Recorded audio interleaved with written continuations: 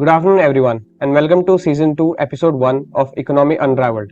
And for today, we have with us Dr. Nilanjan Ghosh, who will be our opening batsman for this particular inning. A little about Dr. Ghosh before we get started.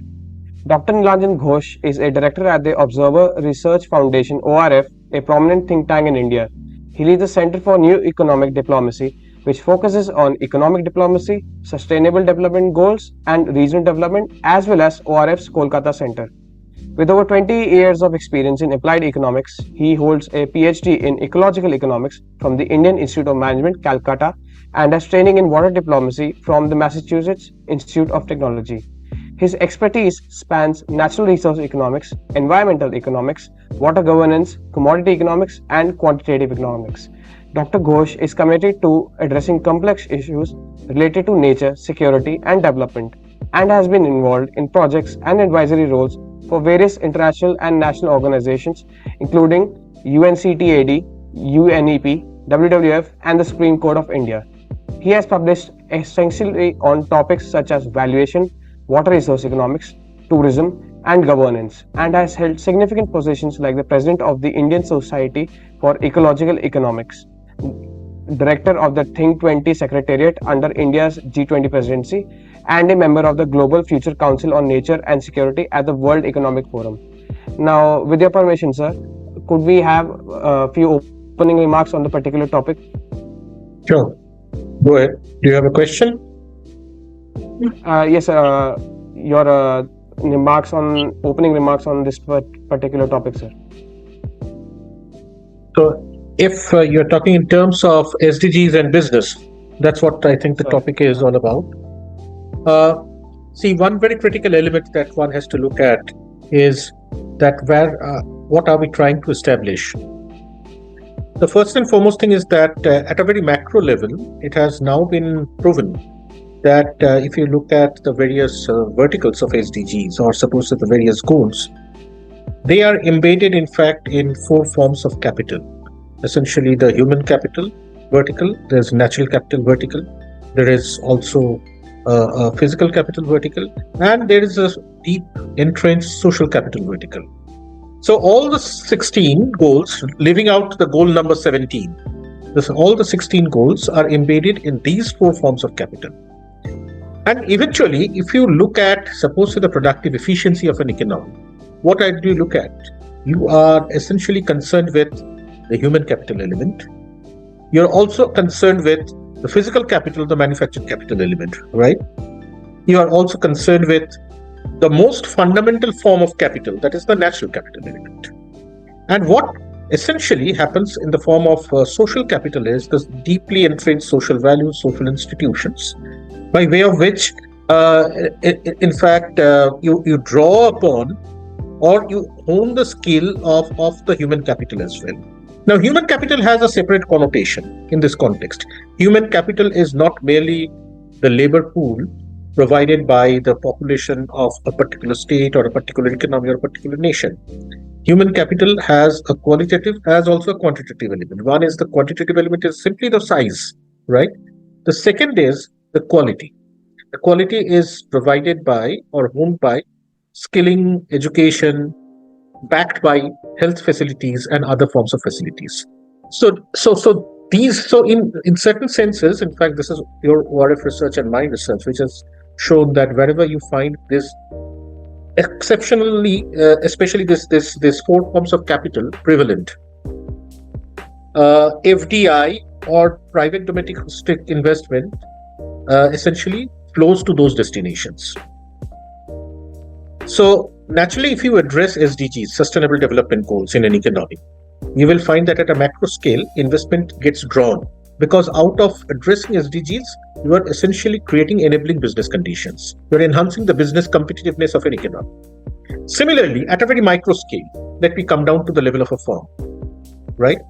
You find that there is ample evidence right now that firms which are addressing ESG parameters, that is environmental, social, and governance parameters, they are the ones, in fact, which are showing higher levels of efficiency and higher levels of profitability, and eventually addressing some of the critical bottom line concerns.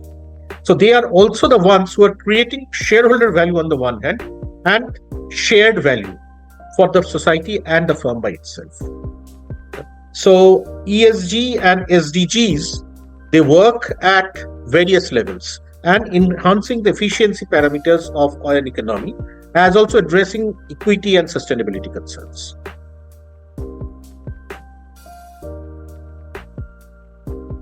Go ahead. Now, sir, after your opening remarks, we shall get started with the interview questions. Sir, for the first question, could you give us an overview of how global environmental and climate mandates are affecting Indian businesses today? See, it enhances or increases the cost of doing business as far as climate change is concerned. Now, as in fact, let me draw from my opening remarks itself.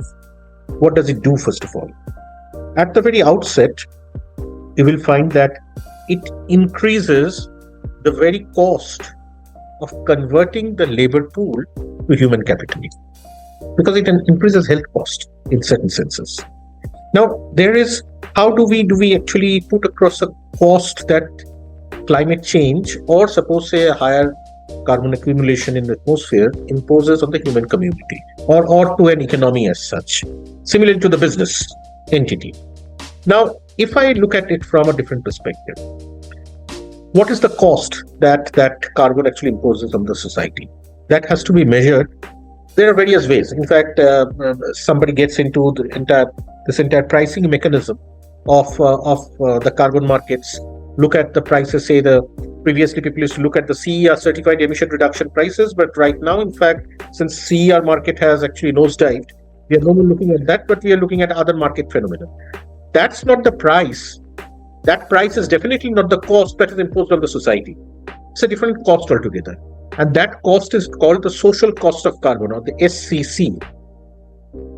The social cost of carbon actually measures the cost that 1 unit of carbon emission imposes on the society. And that is an escalating cost. In fact, that has a cascading impact as well. Suppose say, so 1 unit of carbon is emitted to the atmosphere. What will be the cost on us? There might be health cost. There will be, suppose, a productivity loss in the process. There will be loss to the firm in the process. There will be natural capital losses as well. There will be, in the process, in fact, there will be a number of man days loss as well. So if you look at the cascading impact, there is an impact on the GDP as a whole, right?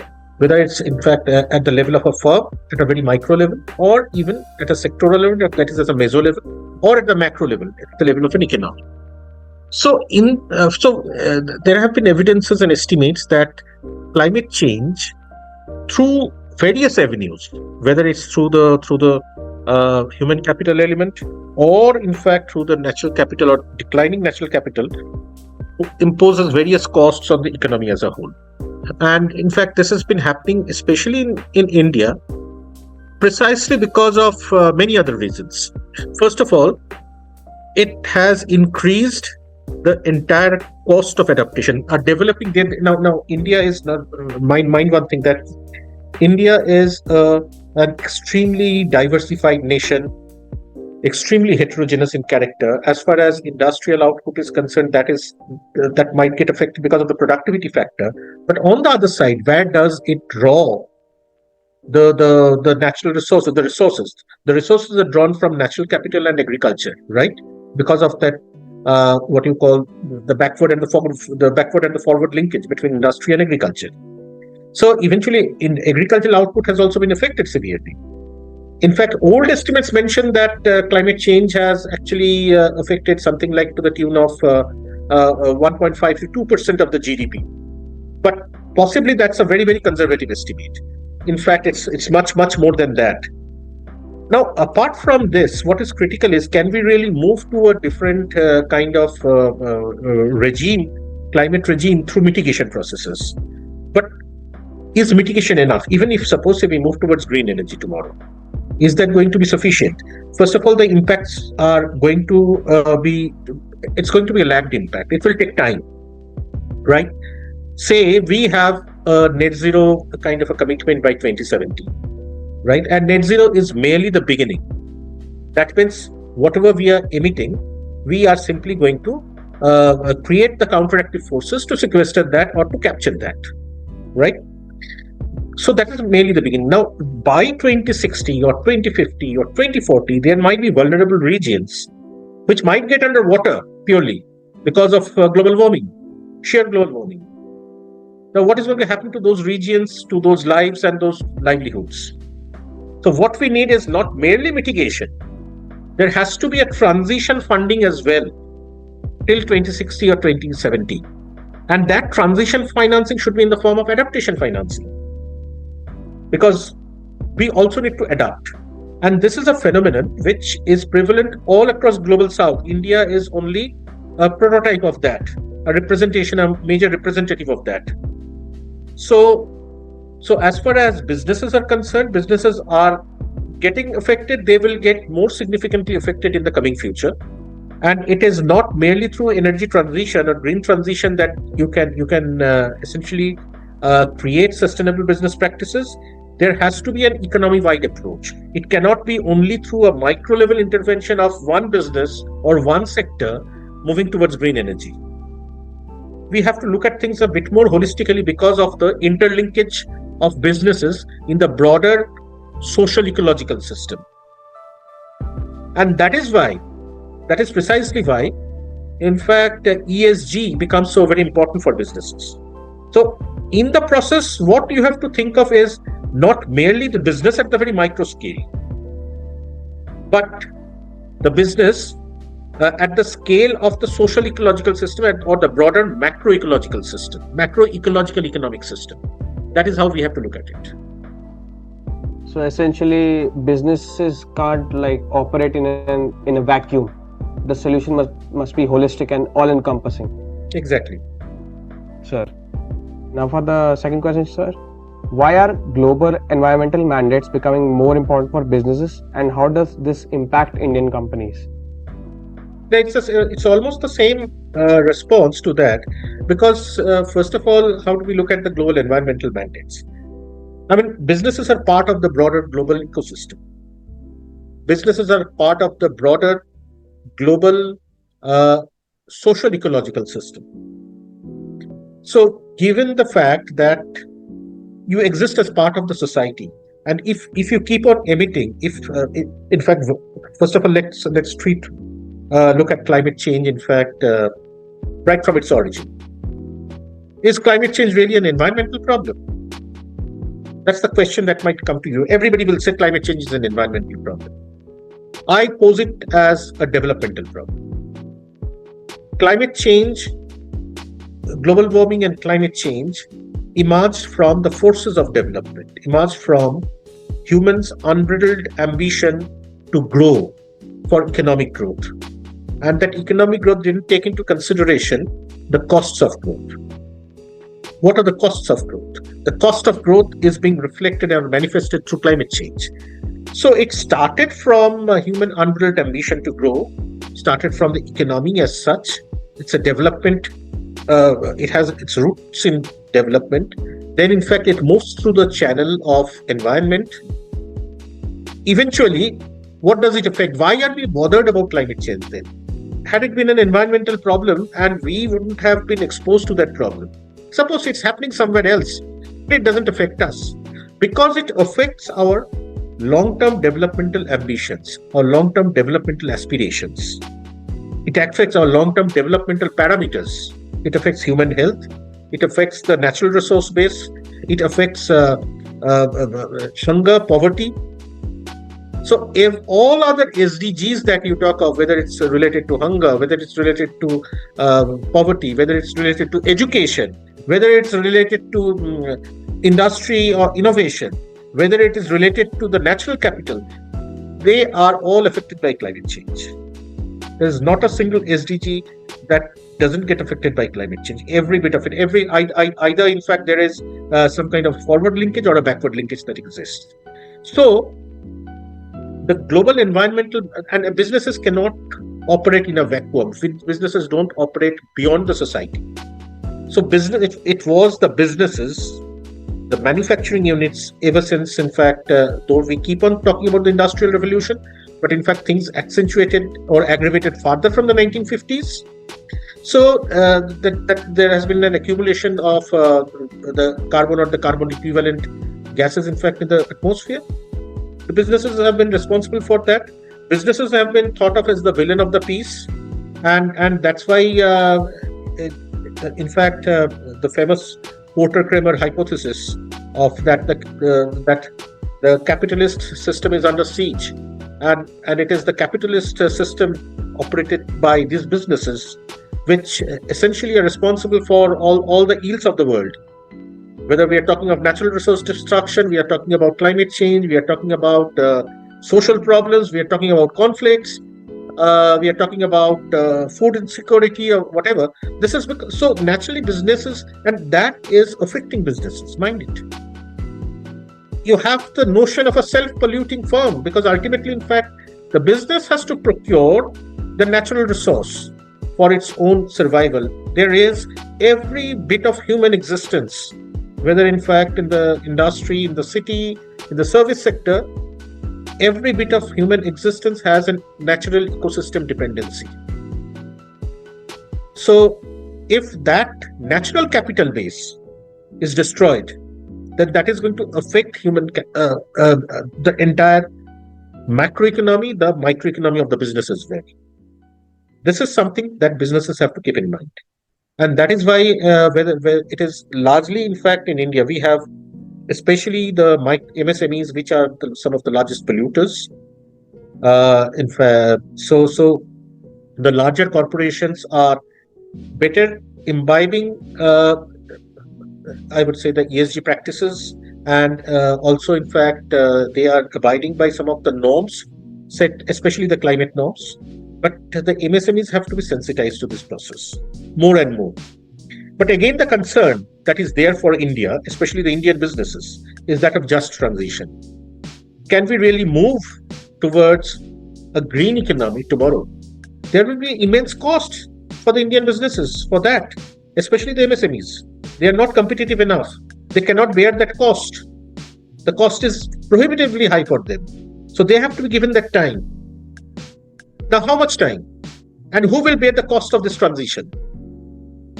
So, from that perspective, we need a just transition mechanism with technology transfer from the north, as also, in fact, financing from the north to the global north. Now, here one has to remember why the north, because let's not forget one very critical element, that it is the global north, the developed nation, which has largely been responsible for global warming and climate change historically. And today, in fact, you won't allow developing nations or the emerging economies to grow just in the name of global warming and climate change. That is also not just. So naturally, we have to talk about just transition. Thank you, sir. And for the third question, sir, how have Indian businesses responded so far to the rising global focus on climate change and sustainability? Large corporations have definitely done much better than the smaller ones. If you talk about the bigger ones, especially the Hindustan Unilever or the ITC or the Vedanta or the Reliance Group, I mean, they are doing much better than the MSME sector as such. And this becomes even more evident if you read the sustainability reports and the ESG reports as well. So if you read the sustainability report of, say, ITC, or say you read the ESG reports of the Vedanta, you will find that it is what is critical is that it is not merely treating ESG or sustainability as something that is they're doing as parallel to the business. This is not CSR. Rather, the modus operandi of many of these organizations, whether it is RIL or Vedanta or Tata Group, especially Tata Group, RIL, they have been doing fantastic work. You will find that they are willy-nilly, voluntarily or involuntarily, they have moved to a different kind of paradigm, that is CSV, creating shared value, creating shared value was the hypothesis posed by Michael Porter and Mark Trevor. Shared value creation is how you essentially affect the entire value chain through your business. So in the process, suppose say if I train the farmers, say a large business like Nestle, they might go ahead and train the farmers in Africa, the cocoa farmers in Africa, and eventually about sustainable business practices, sustainable agricultural practices, sustainable production processes. Then what happens is that creates a sustainable value chain for them. They are going to procure that particular cocoa at a much more reasonable price and a good price. That also enhances the land productivity. That also helps the process of skilling the farmers as well. And that also fetches them, creates a better market linkage as well. So in one sense, you are addressing three parameters together. One is the efficiency parameter. That is good for your bottom lines, for your corporate bottom lines. Second is the equity parameter, or the concern of distributive justice. You are training the farmers, in fact, in the rural areas, and eventually creating a market for them. This is the practice that is also being, in fact, you will find that the large Indian corporates have moved to that particular domain, especially the Tata Group, the RIL, the ITCs and others. So, and then you are educating them, you are training them. So that is in fact creating that human capital, which ensures equity or distributive justice. The third element is sustainability, sustainable agricultural practices, sustainable production practices, better land management practices, better soil management, better maybe moving towards organic farming, even then increasing the productivity. So three elements involved: the equity element, the efficiency element, and the sustainability element. And this is where you can reconcile between what apparently was thought of as the irreconcilable trinity of global development governance. That is the trinity of equity, efficiency, and sustainability. So businesses have an important role to play there, and globally businesses have played a role. Indian businesses, especially large corporations, have gone into that space in playing a role. Thank you, sir.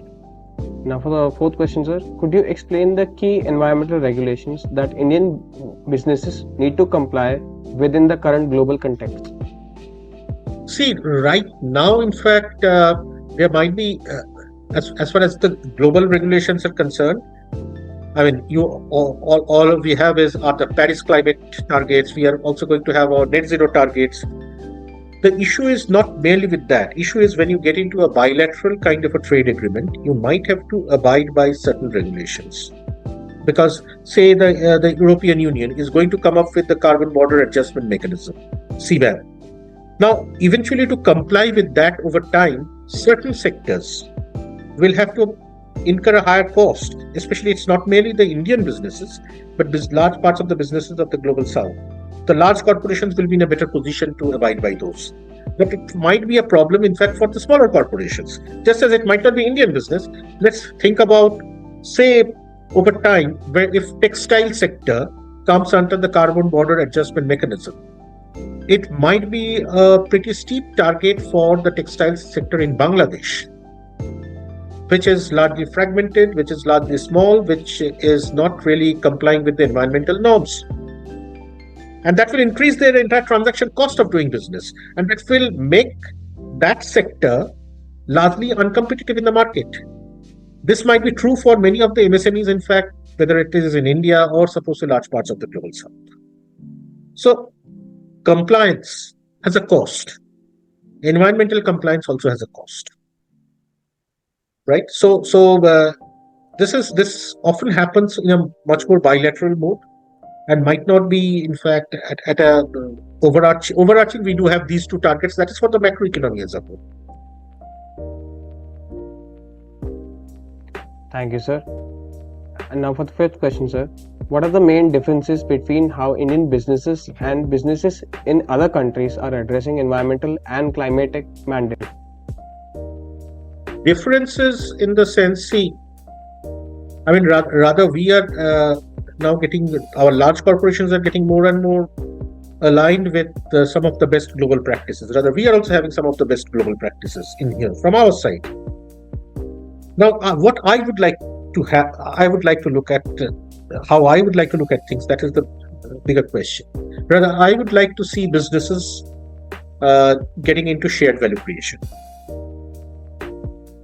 or imbibe the best practices, best social practices, best environmental practices, and creating value for themselves as also for the society as a whole. At the same time, what we cannot do, we have to act pretty vociferously in one domain, that is related to just transition. What Europe can do tomorrow, or US can do tomorrow, Global North can do tomorrow, cannot be done, in fact, by an emerging nation. Now, one thing needs to be kept in mind, that India is the fastest growing among the major economies of the world. And it is slated to be the fastest growing major economy over the next decade as such.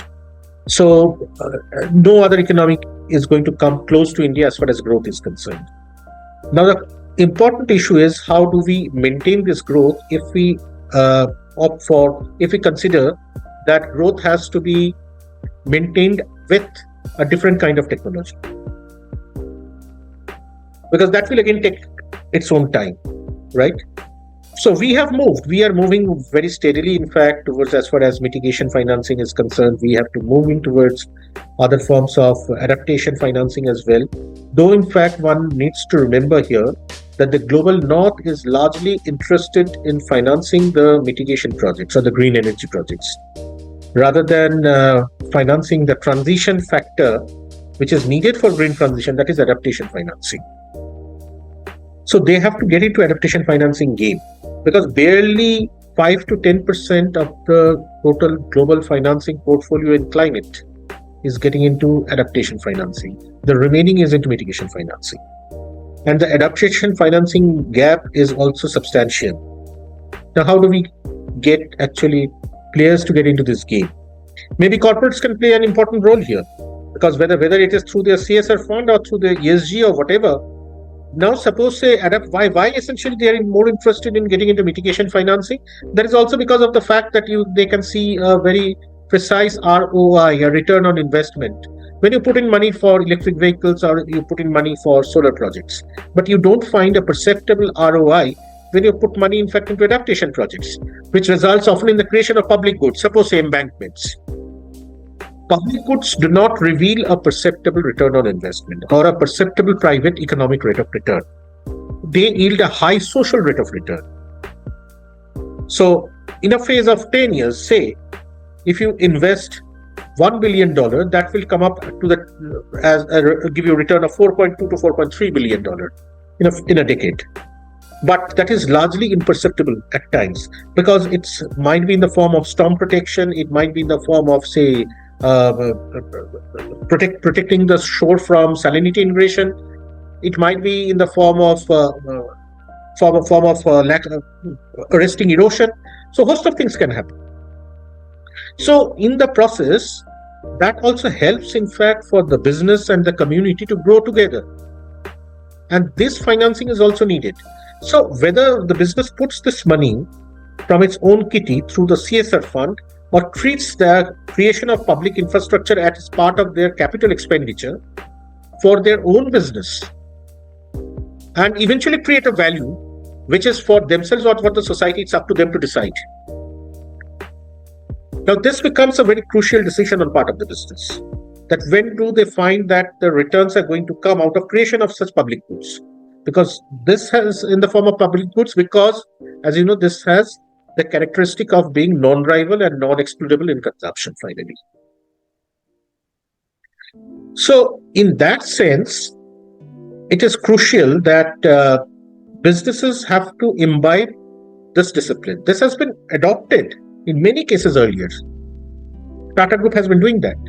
This has been done, in fact, in Europe and in the US as well. When you think broadly about the community as a whole, and when you think that you are part of the community. So RIL, they have this entire framework of Reliance Foundation, working for the community. So in that sense, it is a very, very crucial decision, and how you inculcate that cost. The other element is the concern of philanthropy, or what we call the private wealth, getting the private wealth into this game of climate.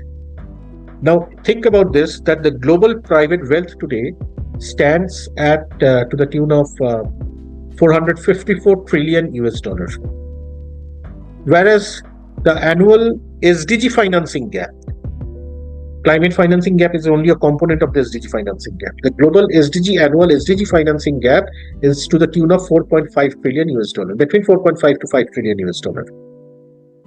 Now, the private wealth is slated to grow by 2027 to 630 trillion US dollar.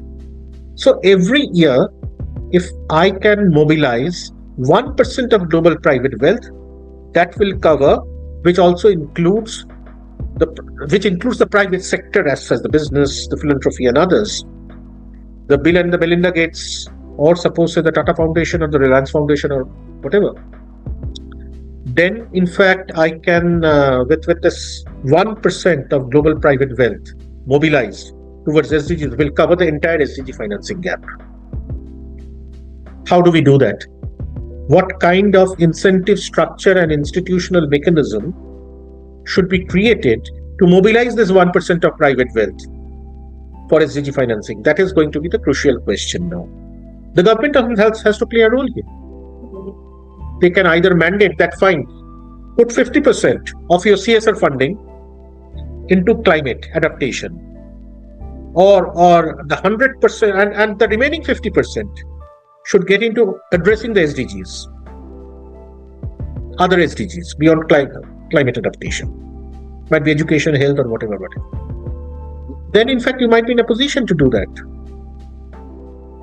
So there are a host of ways by way of which philanthropy, private wealth, and the private sector and the businesses can play a role in this entire game of climate, because they are equal stakeholders, they are equally affected, and they have been responsible as well.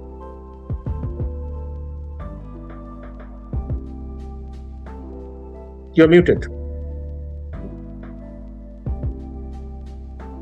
Thank you, sir.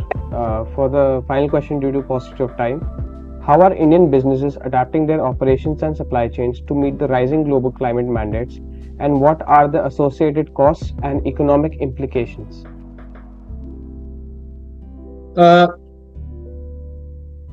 See, it is. I think I have responded to this question already. I already talked about that what Indian businesses are actually doing. So I don't want to repeat the same thing. You can. It's the same question that you asked. I appreciate. Sure. I'll skip to the other question, sir. What role do government policies and incentives play in helping Indian businesses comply with the global climate mandates, and how effective are these measures in promoting sustainable practices? See, so far, there are, of course, you will find sectoral net zero targets at times. Sectoral net zero targets are important, definitely. And often, in fact, the firm by itself acts as a self-regulating organization, setting its own targets of net zero. Now, what is important is creating some kind of an incentive on part of the government for the businesses to get into the climate financing game. Because what is of critical importance at this stage is financing. We are severely lacking on that front, whether it is from the SDG financing issue or from the climate financing component. Now, there are two ways of looking at this. One is that you create the right kind of institutions for that. You create the right kind of instruments for that. And you create the enabling conditions and create business cases for these SDGs. Now, there are business cases for SDGs, but why you should invest, in fact, on ESG, you should invest on SDGs. And that is something which I talked of in my very introduction, that you invest in SDGs and you create enabling business conditions. So investment in SDGs through, suppose, say, and addressing those ESG parameters at a micro level will actually help you, in fact, in addressing the human capital, which is a very, very critical input, will help you addressing natural capital. Well, of course, the government by itself, in most of the emerging nations, as also in India, is somehow involved in addressing the very crucial concern of physical capital. That's why you have roadways, railways, connectivity projects, bridges, infrastructure. So naturally, it is extremely critical that the government provides financial in the fiscal incentives, I would use the term. Maybe in fact they provide them a tax holiday. That if you are putting money in such and such projects, there will be a clear tax holiday on those. If they qualify as SDG, if they qualify as climate adaptation, especially adaptation more than mitigation, and B, create markets and financial instruments like, say, SDG credits. Just as you have carbon credits, why can't we have SDG credits? Why can't we have SDG bonds being traded? And eventually use those receipts for financing the SDGs. So this is going to be something crucial for the government, apart from putting across regulations as such. Incentivization, that also has to work. Thank you very much, sir. Now, sir, it was a wonderful session. However, could you give us a closing remark or a conclusion of sorts so that we can finally end the session? Well, see, let me end with what I began. Climate change is not merely the problem of one entity. It is not merely the problem of the government. Climate change affects everybody. It is. That's why, in fact, we call it a global common bad, right? So naturally, it is important that businesses acknowledge it and address it. They can address it in various ways, and by first of all, one critical element is internalizing the cost.